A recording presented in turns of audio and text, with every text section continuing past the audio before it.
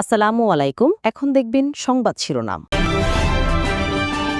তেলের জন্য রাজধানীর পাম্পগুলোতে দীর্ঘ লাইন, আতঙ্কিত হতে মানা করলেন জ্বালানি মন্ত্রী।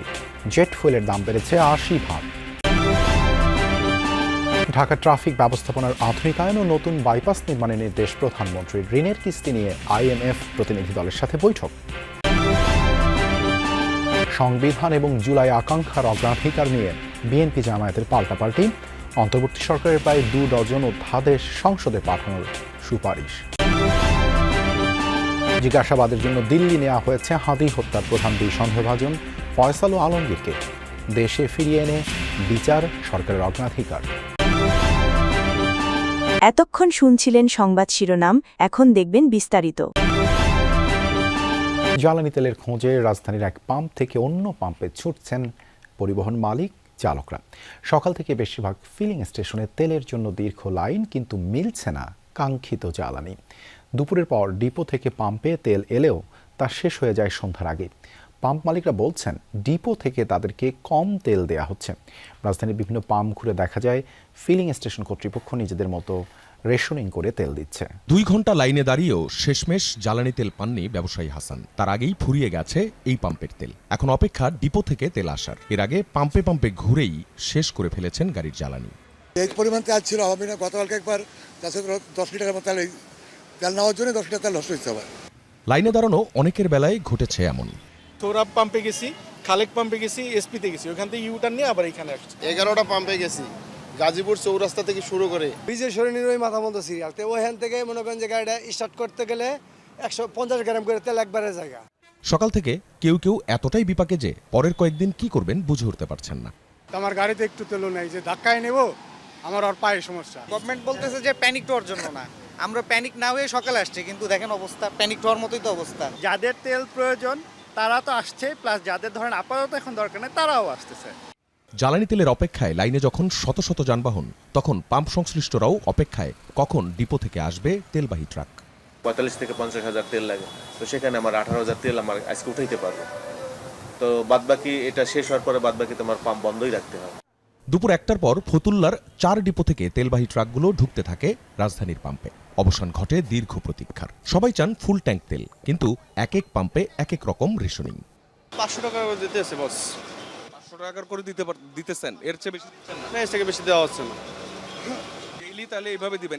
এইটা কি আপনারা নিজেরা সিদ্ধান্ত নিয়েছেন? এটা অফিস থেকে বলছে যে তেল তো কম, সবার জন্য অল্প করে সবাই পৌঁছেই দেওয়া। ট্রাফিক ব্যবস্থার উন্নয়নে ঢাকার চারপাশের নতুন বাইপাস, শহরের ভেতরে ওভারপাস ও আন্ডারপাস নির্মাণের মতো বেশ কিছু পরিকল্পনা হাতে নিয়েছে সরকার।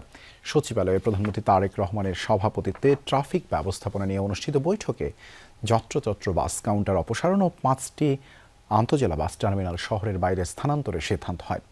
বৈঠক শেষে স্বরাষ্ট্রমন্ত্রী সালাউদ্দিন আহমদ জানান, এপ্রিলের শেষে স্বল্প মেয়াদী পরিকল্পনা বাস্তবায়ন করতে পারলে এর সুফল পাবেন নাগরিকরা। ঢাকা যানজটের শহর, ঘন্টার পর ঘন্টা সড়কেই সময় পার। চলন্ত ঢাকা হয়ে পড়ে স্থবির, নষ্ট হয় নাগরিকের কর্মঘণ্টা। তীব্র জটে মানসিক ও শারীরিক অসুস্থতাও বাড়ে। এবারের নতুন রাজনৈতিক সরকার পদক্ষেপ নিচ্ছে যানজট নিয়ন্ত্রণে। ঈদের ছুটির পর প্রথম কর্মদিবসেই ঢাকা শহরের যানজট নিয়ন্ত্রণ ও ট্রাফিক ব্যবস্থাপনা আধুনিকায়নের লক্ষ্যে প্রধানমন্ত্রী তারেক রহমানের সভাপতিত্বে সচিবালয়ে মন্ত্রিপরিষদ বিভাগে সভা অনুষ্ঠিত হয়। প্রায় 3 ঘন্টার এই বৈঠকে যোগ দেন স্বরাষ্ট্রমন্ত্রী, সড়ক পরিবহন ও সেতুমন্ত্রী, ঢাকার 2 সিটি প্রশাসক, পুলিশের আইজি সহ ঊর্ধ্বতন কর্মকর্তারা। বৈঠক শেষে স্বরাষ্ট্রমন্ত্রী জানান, কর্মঘণ্টা যেন নষ্ট না হয় সেজন্য ব্যাপক পরিকল্পনা হাতে নিয়েছেন প্রধানমন্ত্রী। দেশীয় প্রযুক্তিতে ট্রাফিক সিগন্যাল অটোমেশনের পরিকল্পনার কথাও জানান তিনি। এপ্রিল মাসের শেষ নাগাদ মোটামুটি স্বল্প মেয়াদী যে সমস্ত পরিকল্পনা নেওয়া হয়েছে সেগুলোর বাস্তবায়ন করতে পারবো। তার ফলে ঢাকা শহরে যানজট সমস্যার অনেকটা নিরসন হবে স্বল্প মেয়াদে। তারপরে মধ্যমেয়াদী এবং দীর্ঘমেয়াদী পরিকল্পনাগুলো বাস্তবায়ন করলে আশা করা যায় এই আমাদের ট্রাফিক সিস্টেমের একটা ব্যাপক। ঢাকার 2 সিটির প্রশাসক জানান, ট্রাফিক সমস্যা সমাধানে কিছু বিষয় চিহ্নিত করে সমন্বিতভাবে তা সমাধানের উদ্যোগ নেওয়া হচ্ছে। ট্রাফিক সমস্যাটা যেটা আছে এগুলোকে কিছু কিছু পিন পয়েন্ট করেছেন, এগুলো সমস্যার সমাধান দরকার। অটোরিকশা আছে, এর মধ্যে মেন রাস্তায় ফুটপাথগুলো আছে, এগুলি নিয়ে বিস্তার আলাপ আলোচনা হয়েছে, আমাদেরকে টাইম ফ্রেম বেঁধে দিয়েছে। জুলাই যোদ্ধাদের দায় মুক্তি দিয়ে অন্তর্বর্তী সরকারের অধ্যাদেশ বহাল রাখাসহ প্রায় 2 ডজন অধ্যাদেশ সংসদে পাঠানোর বিষয়ে একমত হয়েছে সংসদীয় বিশেষ কমিটি। তবে গুম খুন প্রতিরোধ, পুলিশ কমিশন ও সুপ্রিম কোর্ট সচিবালয় সহ কিছু অধ্যাদেশে সংশোধনী দিয়েছেন বিশেষ কমিটিতে থাকা বিরোধী দলের সদস্যরা। জুলাই আকাঙ্ক্ষাকে প্রাধান্য দিয়ে সংবিধান অনুযায়ী অধ্যাদেশ পর্যালোচনার কথা বলেছেন আইনমন্ত্রী মোহাম্মদ আসাদুজ্জামান। তবে সংবিধানের চাইতে জুলাই চেতনাকে গুরুত্ব দেওয়ার দাবি জামায়াতের এমপি রফিকুল ইসলাম খানের। সংসদের প্রথম অধিবেশনেই অন্তর্বর্তীকালীন সরকারের করা 133টি অধ্যাদেশের বিষয়ে সিদ্ধান্ত নিতে চায় সরকার। সেজন্য সরকারি ও বিরোধী দলের সদস্যদের সমন্বয়ে 14 সদস্যের সংসদীয় বিশেষ কমিটি করা হয়। বুধবার সেই কমিটির প্রথম বৈঠক অনুষ্ঠিত হয় সংসদ ভবনের ক্যাবিনেট কক্ষে, যেখানে অধ্যাদেশ যাচাই বাছাই করা হয়। বৈঠকে সভাপতিত্ব করেন অ্যাডভোকেট জয়নুল আবেদিন। যোগ দেন স্বরাষ্ট্রমন্ত্রী সালাউদ্দিন আহমদ, আইনমন্ত্রী মোহাম্মদ আসাদুজ্জামান সহ কমিটির বেশিরভাগ সদস্য। বিরোধী দল থেকে ছিলেন এমপি মুজিবুর রহমান ও রফিকুল ইসলাম খান। প্রথম দিনের বৈঠকে 133টি অধ্যাদেশের মধ্যে 27টি নিয়ে আলোচনা হয়।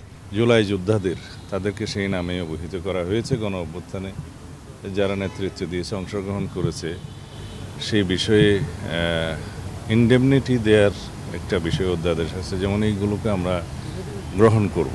ফ্যাসিবাদী সরকারের সময়ে বিভিন্ন প্রতিষ্ঠানের নামকরণ করা হয়েছিল, তাদের নেতাদের নাম বিভিন্ন নামে, এগুলো বিলুপ্ত করা হয়েছে। এগুলো ইজিলি আমরা গ্রহণ করব। 27টি পর্যন্ত আজকে গিয়েছি।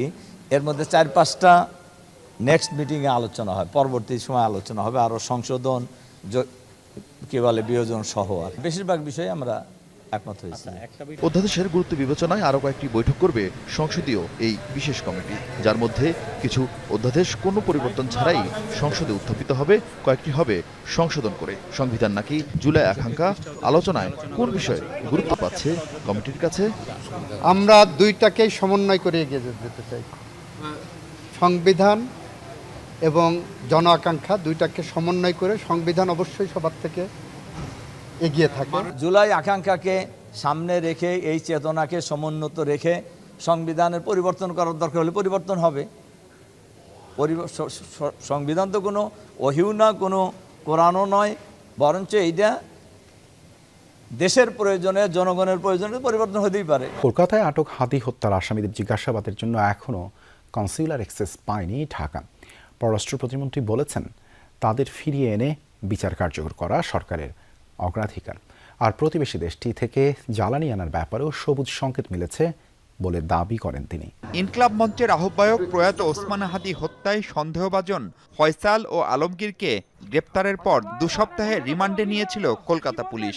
তারপর দ্বিতীয় দফায় জেল গেটে আরও জিজ্ঞাসাবাদের জন্য তাদের দিল্লিতে নিয়েছে দেশটির গোয়েন্দা সংস্থা। আর ঈদের আগে তাদের ভারতে পালাতে সহায়তার দায়ে ফিলিপকে আটক করে জিজ্ঞাসাবাদ শুরু করেছে কলকাতা পুলিশ। ফয়সাল ও আলমগীর গ্রেপ্তারের পরপরই তাদের তথ্য যাচাইয়ে কনসুলার সুবিধা চেয়েছিল ঢাকা। 2 সপ্তাহ পার হলেও এখনো তার কোনো সুরাহা হয়নি। আমরা তাদেরকে পুশ করছি, কারণ যেহেতু এটা বাংলাদেশের নাগরিক হত্যা হয়েছে, হত্যাকারী ভারত অ্যারেস্ট হয়ে থাকে, আসামিকে দেশে ফিরিয়ে আনা, সাজা দেওয়াটা আমাদের টপ মোস্ট প্রায়োরিটি এই হাদি হত্যার ব্যাপারে, এবং সেটা বিচার আমরা নিশ্চিত করবো ইনশাআল্লাহ।